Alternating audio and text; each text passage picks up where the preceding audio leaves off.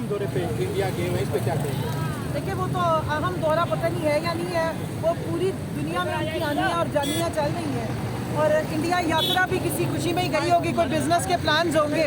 मैं इनसे पूछना चाह रही हूँ कि जो आपने इतने टाइम में इतनी सैरें की हैं, इतनी गुम्बद घेरियाँ की हैं, पाकिस्तान के लिए 1.5 अरब रुपए के जो खर्रा आपने निकलवाया है खर्चे का, उसके अलावा निकाल के क्या लेकर आए हो?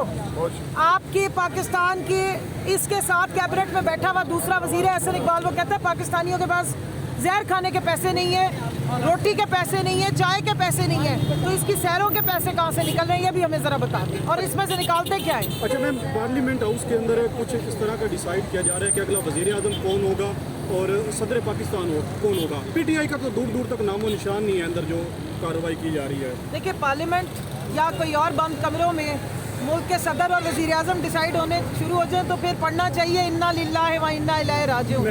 डिसाइड आपने, मैंने और इस 22 करोड़ 24 करोड़ आवाम ने करना है। इनको मैं आज भी कहती हूँ, निकलो बाहर आओ, इलेक्शन का तुम तो बड़ी बढ़ के मारते थे, ये हो जाएगा वो हो जाएगा, अब इलेक्शन से भाग क्यों रहे हो? ये आवाम ने डिसाइड करना है, इनके डिसीजन सारे एक तरफ रह जाएंगे। चलिए, थैंक यू। ये किसी